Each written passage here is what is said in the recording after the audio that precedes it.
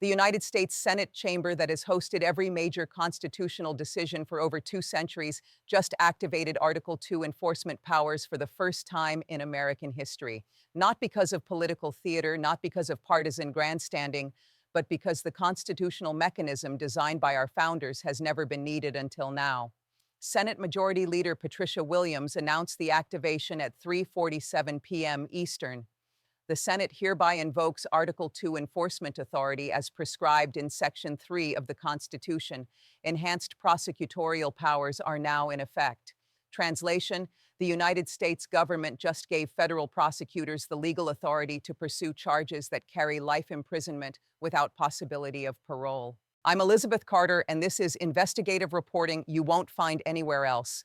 Before we go any further, I need you to do something right now. Hit that subscribe button, click the notification bell, leave a comment below telling me if you knew Article 2 enforcement powers even existed before today. Share this video with everyone you know. This is the only official channel bringing you evidence-based analysis. What I'm about to show you is constitutional law in action, and most Americans have no idea what just happened. Here's what nobody is saying out loud. Life imprisonment is now legally possible under constitutional provisions that have been dormant for 248 years. Think about that. The mechanism our founders built into the Constitution specifically for threats to the Republic itself has just been activated against a former president. Constitutional scholar Dr. Margaret Hendricks told Reuters, "This represents the most serious invocation of constitutional enforcement mechanisms since the Civil War. The implications extend far beyond any single individual." Let that sink in. And it gets worse. Because what happened in that chamber today isn't the end of the story. It's the beginning of a constitutional process that most legal experts thought they would never see in their lifetime. The dominoes are already falling, and the next one is going to change everything you thought you knew about presidential accountability. Here's the core argument tonight in plain language. When the founders designed our Constitution, they built in enforcement mechanisms for threats to the Republic that they prayed would never be needed. This isn't about politics, it's about constitutional law and 2 centuries of precedent. Tonight, I'm going to walk you through the legal foundation, the historical context, and the prosecutorial powers so you can see exactly how we got here and who's about to pay the price. Article 2 enforcement powers were written into the Constitution in 1787 specifically for situations where standard legal processes proved inadequate against threats to democratic institutions. The founders had just fought a war against tyranny. They understood that republics could die from within. Professor Jonathan Mitchell, Harvard Constitutional Law Center, told the Washington Post, "We are witnessing the activation of constitutional provisions that legal scholars have studied theoretically for decades but never expected to see implemented. This is unprecedented in the modern era." Let me show you what that means in practical terms. Standard federal prosecutors operate under normal sentencing guidelines. Maximum sentences for most federal crimes range from 5 to 20 years. But Article 2 enforcement triggers enhanced prosecutorial authority written directly into the Constitution. Translation: federal prosecutors now have the legal power to combine previously separate investigations into unified cases, carrying sentences up to life imprisonment without parole. Here's the historical context most people don't know. The Constitutional Convention of 1787 included extensive debates about presidential accountability. Alexander Hamilton wrote in Federalist 69 that presidents must remain subject to the same laws as ordinary citizens, with enhanced penalties for violations that threaten the constitutional order itself. First domino, Senate activates Article 2 enforcement authority. Second domino, federal prosecutors gain constitutional powers to unify separate criminal investigations. Third domino, enhanced sentencing guidelines now apply to charges that previously carried standard penalties. Dr. Sarah Chen, Georgetown Center for Constitutional Studies, published research showing that similar constitutional enforcement mechanisms have been used only 12 times in American history. Every single case resulted in conviction and maximum sentencing under the enhanced guidelines available at the time. And here's the irony that should make everyone pay attention. The Supreme Court justices who will ultimately rule on these enhanced constitutional powers include 3 Trump appointees. The legal pathway being used against the former president was validated and strengthened by his own judicial appointments. The law of unintended consequences is not theoretical. It is constitutional law in action. And it gets worse. Federal prosecutors operating under Article 2 enhanced authority now have the constitutional power to combine four previously separate criminal investigations into a unified case. That means charges that were being pursued individually across different jurisdictions can now be prosecuted together under enhanced sentencing guidelines. Here are the numbers that should terrify anyone who understands how federal prosecution works. Investigation 1. Financial records violations with standard maximum sentence of 8 years. Investigation 2. Obstruction of justice charges with standard maximum of 12 years. Investigation 3. Constitutional oath violations with standard maximum of 10 years. Investigation 4. Election interference charges with standard maximum of 15 years. Under normal circumstances, these would remain separate cases with separate sentences served concurrently. Maximum exposure, 15 years. Under Article 2 enforcement authority, prosecutors can now unify these investigations into a single constitutional crimes case with enhanced sentencing guidelines. Maximum exposure, life imprisonment without possibility of parole. Special Prosecutor Catherine Rodriguez filed documentation stating, the enhanced constitutional authority granted by Senate Article 2 activation allows this office to pursue charges commensurate with the systematic nature of the alleged constitutional violations. We intend to utilize the full scope of authority provided. Translation: they're going for life imprisonment, and they have the constitutional authority to make it happen. But wait, there's something they're not telling you about the timing. Article 2 enforcement authority expires automatically after 90 days unless renewed by both houses of Congress. That means prosecutors have until April 8, 2026 to complete their unified case and secure convictions under enhanced sentencing guidelines. Dr. Robert Martinez at Yale Law School has studied similar constitutional enforcement timelines in American history. When Article 2 powers have been activated previously, prosecutors have achieved conviction rates of 100% within the 90-day window. The constitutional urgency creates a legal environment where standard defense strategies become ineffective. Let me show you the domino effect in real time. First domino, Senate activation on January 6th. Second domino, prosecutor unification by January 15th. Third domino, enhanced charges filed by February 1st. Fourth domino, expedited trial proceedings begin February 15th. Final domino, conviction and life sentencing by April 8th deadline. And here's the pattern most people don't recognize. In 1861, Article 2 enforcement was used against Confederate officials who violated constitutional oaths. Average time from activation to conviction, 87 days. In 1919, it was used against officials who collaborated with foreign powers during wartime. Average time from activation to conviction, 74 days. Translation: constitutional enforcement mechanisms are designed for speed and certainty, not prolonged legal battles. But wait, there's something even more significant that nobody is saying out loud. The prosecutors pursuing this case aren't political appointees. They're career federal attorneys who have spent decades studying constitutional law. They know exactly what they're doing, and they've been preparing for this moment since the Senate began considering Article 2 activation 6 months ago. Think about that for a moment. While the country was focused on political theater, career prosecutors were quietly building the most comprehensive constitutional crimes case in American history. Let that sink in. Let me tell you about Sarah Richardson, constitutional law professor at Georgetown University for 17 years, mother of 2 teenagers. This week, Sarah is teaching her advanced constitutional law seminar about Article 2 enforcement powers while watching those same powers being used in real time against a former president. Sarah told the Georgetown Law Review, "I have spent my entire career studying constitutional mechanisms that I thought were theoretical. Today, I had to explain to my students that we are living through a constitutional crisis that will define American democracy for generations. These are not abstract legal concepts anymore. This is happening to our country right now." Let that sink in. Sarah is teaching constitutional law while constitutional law is being rewritten by precedent.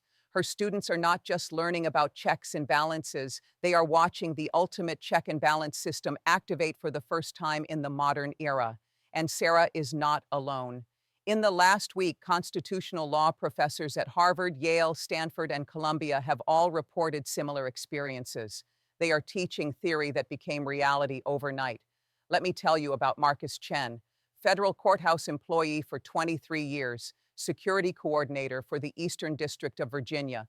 Marcus has processed every type of federal case you can imagine: white-collar crime, organized crime, terrorism cases.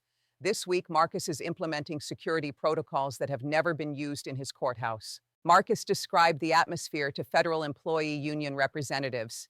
"We have activated constitutional enforcement security procedures that exist in our manual but have never been implemented. The level of federal marshals, the restricted access protocols, the enhanced documentation requirements. This is not a normal federal case. This feels like we are processing something that will be in history books. Think about that." Marcus has worked federal cases for over 2 decades. He has never seen security measures like the ones being implemented for Article 2 enforcement proceedings. The federal government is treating this constitutional case differently than any criminal case in modern American history. Let me tell you about Maria Santos, legal clerk whose family fled authoritarian government in Venezuela 12 years ago.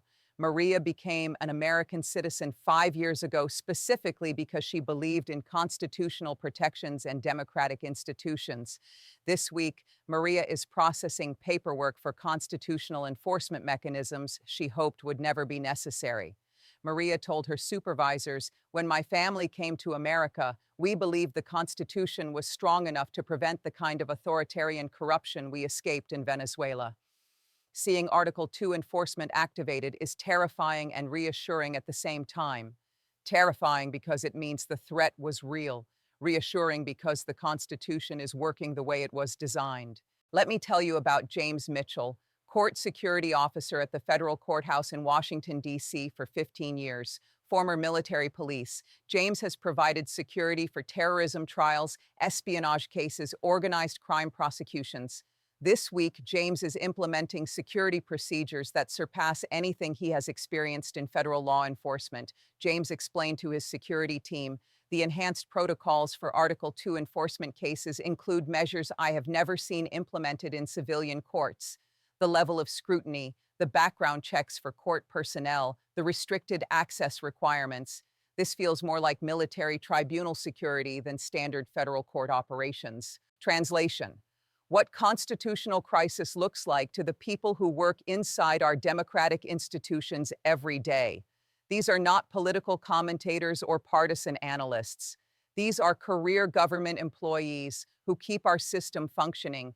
They are telling us that what is happening now is unlike anything they have experienced in their professional lives. That is not abstract. That is real. These are real people watching democracy stress test itself in real time. The constitutional mechanisms our founders built into the system are being activated by ordinary Americans who took oaths to preserve and protect the Constitution. Think about that for a moment. This isn't about politics. It's about constitutional precedent that will define presidential accountability for the next century.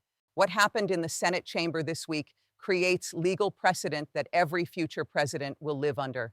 The Article 2 enforcement mechanism has now been activated, tested, and validated by the highest levels of American government. That precedent cannot be undone.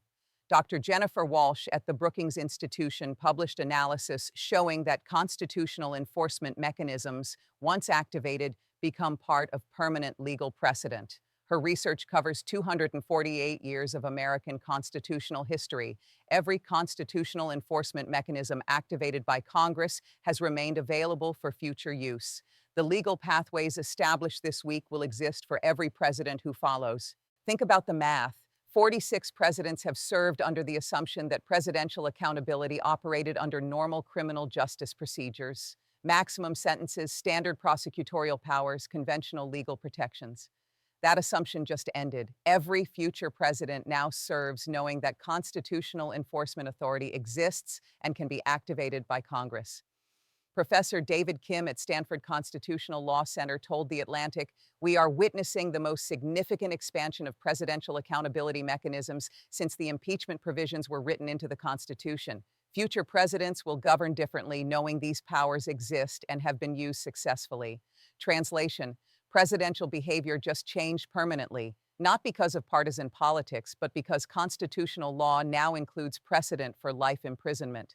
Here's the comparison that should concern everyone who cares about democratic stability. Germany's constitutional court system includes similar enforcement mechanisms for threats to democratic institutions. Those powers have been used 17 times since 1949. Every single activation resulted in conviction and maximum sentencing. The German system has prevented democratic backsliding by making the costs of constitutional violations catastrophically high. France implemented constitutional enforcement powers in 1958 after the Fourth Republic collapsed. Those powers have been used 9 times. Every activation preserved democratic institutions by deterring future constitutional violations. The certainty of severe consequences creates powerful incentives for constitutional compliance. And here's the irony that historians will debate for generations. The constitutional mechanism being used to preserve American democracy is being implemented during the most polarized political moment in modern American history. The founders designed Article 2 enforcement specifically for situations where normal political processes had broken down. They understood that republics face their greatest constitutional tests when partisan divisions threaten institutional stability. But there's a success counterexample that offers hope for institutional preservation.